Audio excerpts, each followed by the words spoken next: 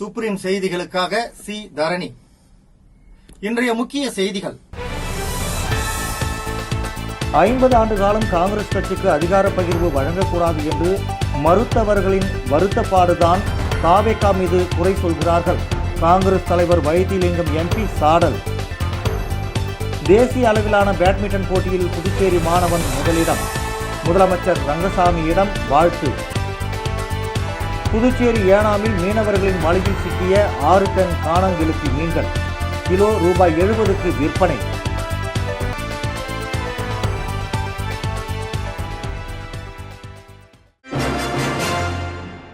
ஐம்பது ஆண்டு காலம் காங்கிரசுக்கு அதிகார பகிர்வு வழங்கக்கூடாது என்று மறுத்தவர்களின் வருத்தப்பாடுதான் தாவேகா ஆட்சியின் மீது குறை சொல்லிக் கொண்டிருக்கிறார்கள் என்று திமுகவை வைத்திலிங்கம் எம்பி கடுமையாக சாடியுள்ளார்.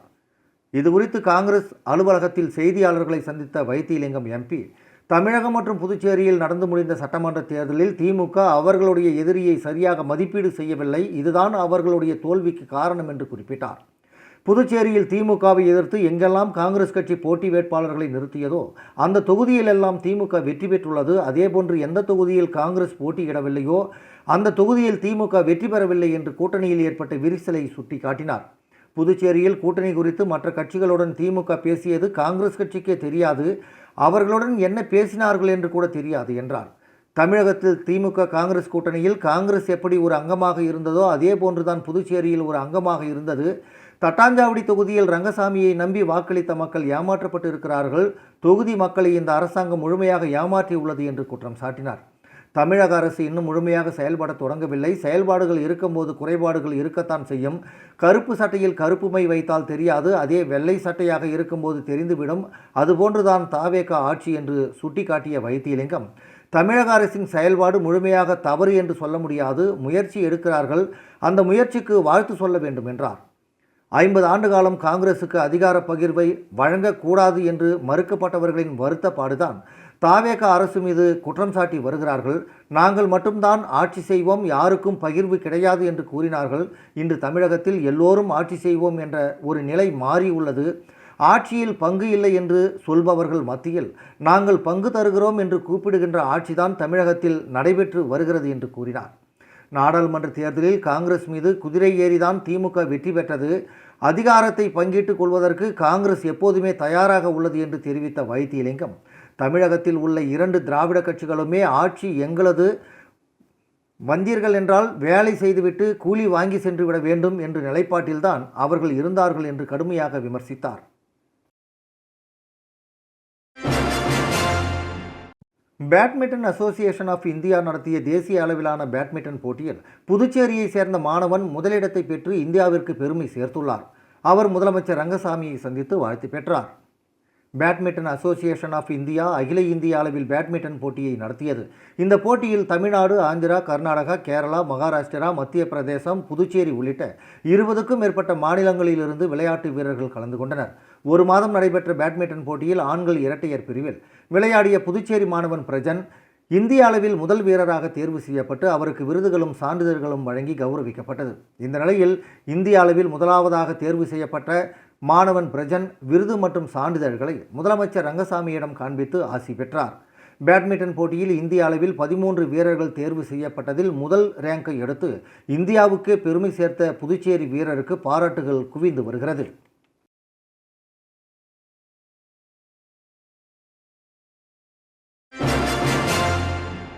புதுச்சேரி ஏனாமில் கடலில் மீன்பிடிக்க சென்ற மீனவர்களின் வலையில் 6 டன் காணாங்கெழுத்தி மீன்கள் கிடைத்தன. புதுச்சேரி யூனியன் பிரதேசத்தின் ஏனாம் பிராந்தியத்தில் பலேபு போசியா தலைமையில் மீனவர்கள் 3 படகில் கடலில் மீன்பிடிக்க சென்றனர். அவர்களுக்கு 6 டன் காணாங்கெழுத்தி மீன்கள் அதிக அளவில் கிடைத்தது. இவற்றை வலையில் பிடிக்கும்போது மீன்கள் துள்ளி குதித்தன. கரைக்கு கொண்டு வரப்பட்ட மீன்களை வாங்க அதிக அளவில் மக்கள் கூடினர். 1 கிலோ காணாங்கெழுத்தி 70 ரூபாய்க்கு விலை போனது.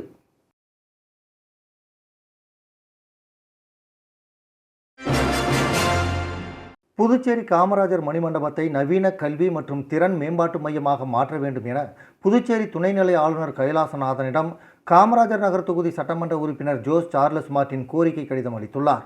காமராஜர் மணிமண்டப வளாகத்தில் மிகச்சிறந்த உள்கட்டமைப்புகளும் போதிய இடவசதிகளும் ஒரு நூலகமும் இருந்த போதிலும் இது முழுமையான பயன்பாட்டில் இல்லாமல் உள்ளது. எனவே இதனை புதுச்சேரி மாநில இளைஞர்களின் வேலைவாய்ப்பு மற்றும் வாழ்வாதாரத்தை உயர்த்தும் ஒரு துடிப்பான மையமாக மாற்ற அரசு உரிய அனுமதி வழங்க வேண்டும் என்று கடிதத்தில் வலியுறுத்தப்பட்டுள்ளது. மேலும் இந்த திட்டத்தின் கீழ் காமராஜர் மணிமண்டப வளாகத்தில் யூபிஎஸ்சி, எஸ்எஸ்சி, வங்கி தேர்வுகள், நீட் மற்றும் ஜேஇஇ ஆகிய நுழைவுத் தேர்வுகளுக்கான இலவச பயிற்சி, செயற்கை நுண்ணறிவு, ரோபாட்டிக்ஸ், கோடிங், தரவு பகுப்பாய்வு மற்றும் இண்டஸ்ட்ரி 4.0 படிப்புகள், இளைஞர்களுக்கான திறன் மேம்பாட்டு பயிற்சிகள், தொழில் வழிகாட்டுதல், பெண்கள் மற்றும் இளைஞர்களின் நலனை மேம்படுத்துவதற்கான பிரத்யேக சமூக நலத்திட்டங்களுக்கான பயிற்சிகளை தொடர்ந்து வழங்க அனுமதி கோரப்பட்டுள்ளது.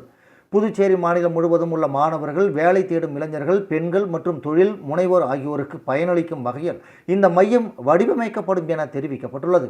எனவே இந்த திட்டத்திற்கு ஆளுநர் விரைந்து ஒப்புதல் அளிக்க வேண்டும் என்றும், இது தொடர்பாக சம்பந்தப்பட்ட துறைகளுடன் இணைந்து விரிவான செயலாக்க திட்டத்துடன் பணியாற்ற தயாராக இருப்பதாகவும் சட்டமன்ற உறுப்பினர் ஜோஸ் சார்லஸ் மார்ட்டின் கடிதத்தில் குறிப்பிட்டுள்ளார். புதுச்சேரியிலிருந்து திருப்பதிக்கு விரைவில் விமான சேவை தொடங்க உள்ளதாக விமான நிலைய அதிகாரி தகவல் தெரிவித்துள்ளார். புதுச்சேரி விமான நிலையத்தில் பயணிகளுக்காக பல்வேறு சிறப்பு சேவை தொடக்க விழா நடைபெற்றது. இதனை விமான நிலைய இயக்குநர் ராஜசேகர ரெட்டி தொடங்கி வைத்தார். இதனைத் தொடர்ந்து அவர் நிருபர்களிடம் பேசும்பொழுது, புதுச்சேரி விமான நிலையம் 1989ஆம் ஆண்டு திறக்கப்பட்டு 37 ஆண்டுகளாக செயல்பாட்டில் உள்ளது. தற்போது 1500 மீட்டர் ஓடுபாதை மட்டுமே உள்ளதால் 72 பேர் பயணிக்கும் சிறிய ரக விமானங்கள் மட்டுமே வந்து செல்கின்றன. போர் பதற்றம் காரணமாக விமான எரிபொருள் விலை உயர்வால் பெங்களூரு, ஹைதராபாத்துக்கு இயக்கப்பட்டு வந்த 3 விமானங்களில் ஒரு விமான சேவை சமீபத்தில் நிறுத்தப்பட்டது. இருப்பினும் கடந்த 2025-26ஆம் நிதியாண்டில் புதுச்சேரி விமான நிலையத்திற்கு முதன்முறையாக 1 லட்சம் பயணிகள் வந்துள்ளனர்.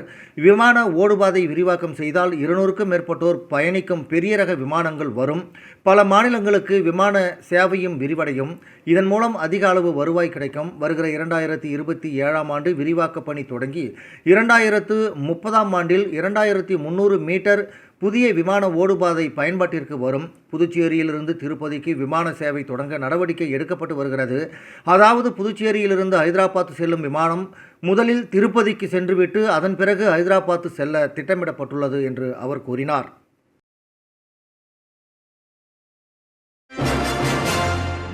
புதுச்சேரியில் அமைச்சர்களாக என்ஆர் காங்கிரஸ் சார்பில் விபி சிவக்கொழுந்து, ராஜவேலு, பாஜக சார்பில் GNS ராஜசேகரன் ஆகியோர் நாளை பதவி ஏற்கின்றனர். இவர்களுக்கு துணைநிலை ஆளுநர் கைலாசநாதன் பதவி பிரமாணமும் இரகசிய காப்பு பிரமாணமும் செய்து வைக்கிறார்.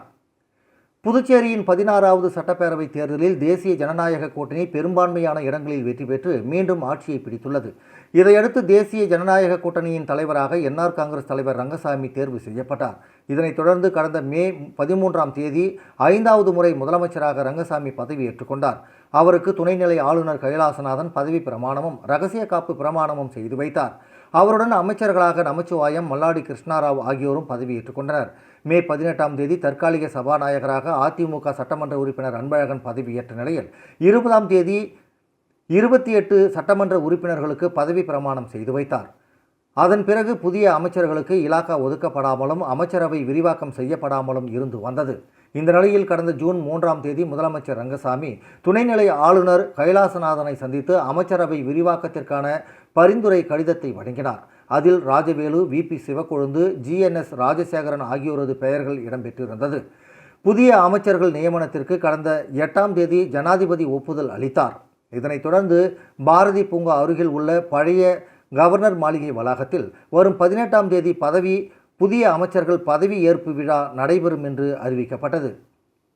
இதற்கான ஏற்பாடுகள் கடந்த சில நாட்களாக நடைபெற்று வந்தது. இந்த நிலையில் நாளை 17ஆம் தேதி காலை 9:15 மணிக்கு பழைய கவர்னர் மாளிகை வளாகத்தில் அமைச்சர்கள் பதவியேற்பு விழா நடக்கிறது.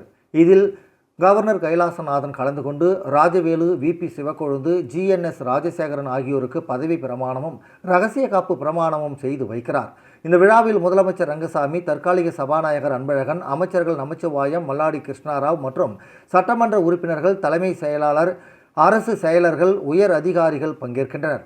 அமைச்சர்கள் பதவியேற்பு விழாவை தொடர்ந்து 5 அமைச்சர்களுக்கான இலாக்காக்களை முதலமைச்சர் ரங்கசாமி இறுதி செய்து அதற்கான கோப்பை கவர்னரிடம் வழங்குவார் என எதிர்பார்க்கப்படுகிறது. விளம்பர இடைவேளைக்கு பிறகு செய்திகள் தொடரும்.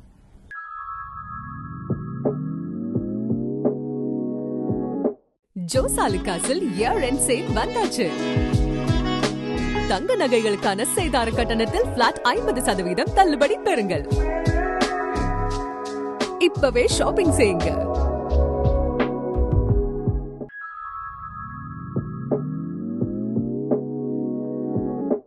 ஜோஸ் ஆலுகாஸில் இயர் எண்ட் சேல் வந்தாச்சு.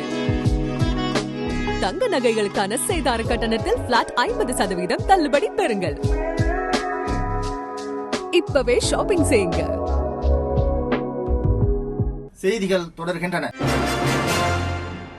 புதுச்சேரிக்கு சிறப்பு நிதி என்ற பெயரில் ரூபாய் 2000 கோடி மட்டுமே கடனாக மத்திய அரசு வழங்கியுள்ளது என முன்னாள் முதலமைச்சர் நாராயணசாமி குற்றம் சாட்டியுள்ளார். காங்கிரஸ் ஆட்சியில் கொண்டு வந்த திட்டங்களை மோடி திட்டமாக மத்திய அமைச்சர் முருகன் சமீபத்தில் தெரிவித்துள்ளார். சிறப்பு நிதி என்ற பெயரில் ரூபாய் 2000 கோடி மட்டுமே கடனாக புதுச்சேரிக்கு வழங்கப்பட்டுள்ளது என முன்னாள் முதலமைச்சர் நாராயணசாமி குற்றம் சாட்டியுள்ளார். புதுச்சேரி முன்னாள் முதலமைச்சர் நாராயணசாமி நேற்று நிருபர்களிடம் பேசும்பொழுது, ஸ்மார்ட் சிட்டி திட்டம், ராஜீவ்காந்தி சதுக்கம், இந்திரா காந்தி சதுக்கம் இடையேயான மேம்பால திட்டம், உறுப்பு மாற்று அறுவை சிகிச்சை மையம் உள்ளிட்ட அனைத்தும் காங்கிரஸ் ஆட்சி காலத்தில் ஒப்புதல் பெற்று செயல்படுத்தப்பட்டவை. காங்கிரஸ் ஆட்சியில் தாங்கள் கொண்டு வந்த திட்டங்களை மோடி திட்டமாக மத்திய அமைச்சர் முருகன் தெரிவித்துள்ளார். ஒவ்வொரு ஆண்டும் சிறப்பு நிதி ஒதுக்கப்பட்டு ரூபாய் 15,000 கோடி மத்திய அரசு புதுச்சேரிக்கு தந்துள்ளதாக மத்திய அமைச்சர் முருகன் தெரிவித்துள்ளார். முதலமைச்சர் ரங்கசாமி ஆட்சிக்கு வந்தவுடன் மத்திய நிதி அமைச்சரிடம் ரூபாய் 2,000 கோடி சிறப்பு நிதி தர கோரினார்.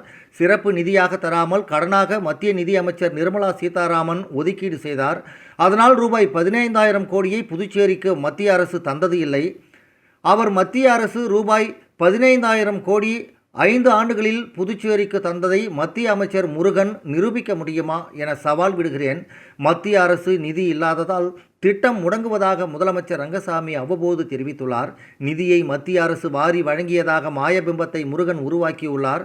புதுச்சேரி கலால் துறையில் புதிய வகையான ஊழல் நடைபெற்று வருகிறது. மொத்த மதுபான விற்பனையாளர்கள் அனுமதி பெறும் அளவை விட அதிக அளவில் மதுபானங்களை விற்பனை செய்து கலால் வரியை ஏய்த்து வருகின்றனர். மொத்த விற்பனை மற்றும் சில்லறை விற்பனையை செய்யும் தனியார் நிறுவனம் மாதம் 1.5 லட்சம் மதுபான பாட்டில் தொகுப்புகளை விற்கின்றனர். கலால் துறைக்கு தந்த எழுத்துப்பூர்வ விலையை விட கூடுதலாக விற்பதில் 5 ஆண்டுகளில் பல 100 கோடி ஊழல் நடந்துள்ளது. இதில் ஆட்சியாளர்களுக்கும் தொடர்பு உள்ளது. நான் முதலமைச்சராக இருந்தபோது 400 பார்கள் மட்டுமே இருந்தது. தற்போது புதுச்சேரியில் 900 ரெஸ்டோ பார்கள் செயல்பட்டு வருகிறது. ரெஸ்டோ பார்களின் அதிகரிப்பால் புதுச்சேரியின் கலாச்சாரம் வெகுவாக பாதிக்கப்பட்டுள்ளது. குடிபோதையில் வன்முறை மற்றும் குற்ற சம்பவங்கள் அதிகரித்து வருகிறது. தமிழக முதலமைச்சர் விஜய் புதுச்சேரி முதலமைச்சர் ரங்கசாமிக்கு நெருக்கமானவர், நண்பர். தமிழக அமைச்சர் ஆனந்தும் அவரை அடிக்கடி சந்திக்கிறார். தமிழகத்தில் முதலமைச்சராக விஜய் பொறுப்பேற்ற போது ஊழலுக்கு இடமில்லை என மக்கள் முன்பு அறிவித்தார். அதேபோல் புதுச்சேரியில் வருகிற 17ஆம் தேதி அமைச்சர்கள் பதவியேற்பில் முதலமைச்சர் ரங்கசாமியும் ஆட்சியில் ஊழல் நடைபெறாது என பகிரங்கமாக அறிவிப்பாரா?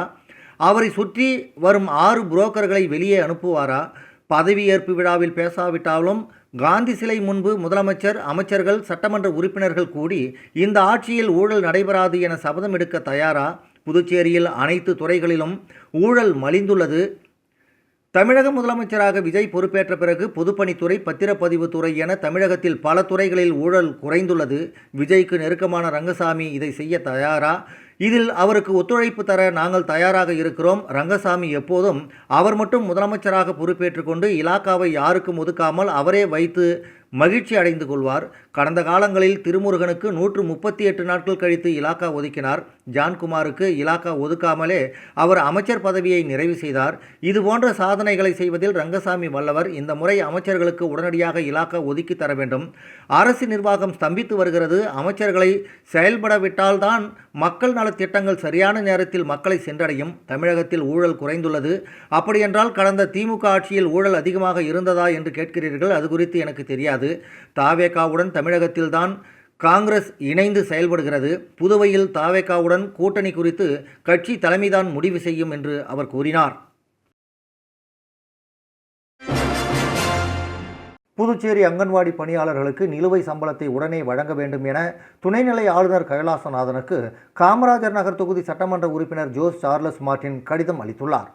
புதுச்சேரியில் அங்கன்வாடி ஊழியர்கள் மற்றும் உதவியாளர்களுக்கு கடந்த 5 மாதங்களாக வழங்கப்படாமல் உள்ள ஊதிய நிலுவைத் தொகையை உடனடியாக வழங்க கோரி காமராஜர் நகர் தொகுதி சட்டமன்ற உறுப்பினர் ஜோஸ் சார்லஸ் மார்டின் புதுச்சேரி துணைநிலை ஆளுநர் கைலாசநாதனிடம் அவசர மனு ஒன்றை சமர்ப்பித்துள்ளார்.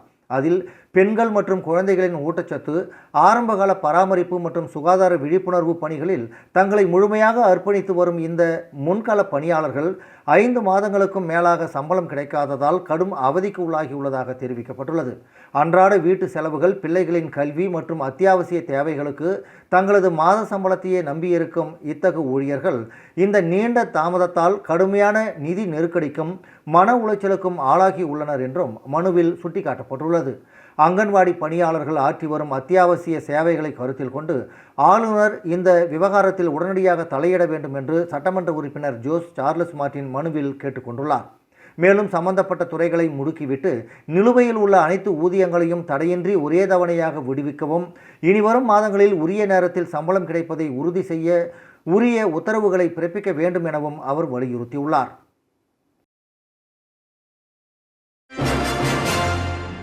வில்லியனூர் ஆச்சாரியா பொறியியல் தொழில்நுட்ப கல்லூரியில் 11வது பட்டமளிப்பு விழா சிறப்பாக நடைபெற்றது. வில்லியனூர் ஆச்சாரியா பொறியியல் தொழில்நுட்ப கல்லூரியில் ஆச்சாரியா கல்விக் குழும நிர்வாக இயக்குனர் முனைவர் அரவிந்தன் அவர்களின் தலைமையிலும் கல்லூரி முதல்வர் முனைவர் குருலிங்கம் அவர்களின் வழிகாட்டுதலின்படியும் 11வது பட்டமளிப்பு விழா சிறப்பாக நடைபெற்றது. புதுச்சேரி பல்கலைக்கழகத்துடன் இணைக்கப்பட்டுள்ள இந்த கல்லூரியின் பட்டமளிப்பு விழாவில் புதுச்சேரி துணைநிலை ஆளுநர் கைலாசநாதன் அவர்கள் தலைமை விருந்தினராக கலந்து கொண்டு 2020-24 கல்வியாண்டில் பட்டப்படிப்பை வெற்றிகரமாக நிறைவு செய்த மாணவர்களில் சிறந்த தரவரிசை பெற்ற பட்டதாரிகளுக்கு பட்ட சான்றிதழ்களை வழங்கி சிறப்பித்தார். இந்த விழாவில் கல்லூரி முதல்வர் முனைவர் குருலிங்கம் அவர்கள் வரவேற்புரை வழங்கினார். மேலும் அவர் தன் உரையில் தரமான தொழில்நுட்ப கல்வியை வழங்குவதில் ஆச்சாரியா கல்வி குழுமத்தின் பங்களிப்பையும் மாணவர்களின் கல்வி மற்றும் தொழில்முறை வளர்ச்சிக்கான அர்ப்பணிப்பையும் எடுத்துரைத்தார். தொடர்ந்து ஆச்சாரியா கல்வி குழும நிர்வாக இயக்குனர் முனைவர் அரவிந்தன் அவர்கள் பட்டதாரிகளுக்கு வாழ்த்துக்களை தெரிவித்து தொழில்முறை நெறிமுறைகளை கடைபிடித்து புதுமையான சிந்தனைகள் மற்றும் தொழில்நுட்ப முன்னேற்றங்கள் மூலம் சமூக முன்னேற்றத்திற்கு பங்களிக்க வேண்டும் என்று வலியுறுத்தினார். இந்த நிகழ்ச்சியில் சிறப்பு விருந்தினராக கலந்து கொண்ட ஐடிசி அகாடமி தலைமை செயலர் அதிகாரி Srikanth Venkataraman, HCL technologies AI solution PMO தலைவர் பிரகாஷ் பாலு மற்றும் UPS இந்தியா தொழில்நுட்ப இயக்குனர் வெங்கடேஷ், கஸ்தூரி ரங்கன் ஆகியோர் பட்டதாரிகளுக்கு பட்டச் சான்றிதழ்களை வழங்கினர். மேலும் பொறியியல் துறையில் உருவாகி வரும் புதிய தொழில்நுட்பங்கள், பல்துறை திறன்களின் அவசியம் மற்றும் தலைமைத்துவ பண்புகளின் முக்கியத்துவம் குறித்து மாணவர்களுடன் தங்களது அனுபவங்களை பகிர்ந்து கொண்டனர். இந்த விழாவின் நன்றியுரை மின்னணு மற்றும் தகவல் தொடர்பியல் துறை தலைவரும் தேர்வு கட்டுப்பாட்டு அலுவலருமான அன்பிஸ்டண்ட் அவர்கள் வழங்கினார். விழாவில் நிர்வாகத்தினர், பேராசிரியர்கள், பெற்றோர்கள் மற்றும் மாணவர்கள் உள்ளிட்டோர் திரளானோர் கலந்து கொண்டனர். பாரம்பரிய கைவினைப் பொருட்களை பாதுகாக்கும் வகையில் புதுச்சேரியில் மத்திய அரசின் சார்பில் இளமையில் கல் என்ற கருத்தை மையமாக வைத்து மாணவர்களுக்கு நடைபெற்ற கைவினை பொருட்கள் பயிற்சி முகாமில் புகழ்பெற்ற 4 கைவினை கலைஞர்கள் கலந்து கொண்டு பயிற்சிகள் அளித்தனர். மத்திய அரசின் சார்பில் இளமையில் கல் என்ற கருத்தை மையமாக வைத்து பள்ளி மாணவர்களுக்கான கைவினைப் பொருட்கள் பயிற்சி புதுச்சேரி வில்லியனூர் கணுவாப்பேட்டை அரசு பள்ளியில் இன்று தொடங்கியது.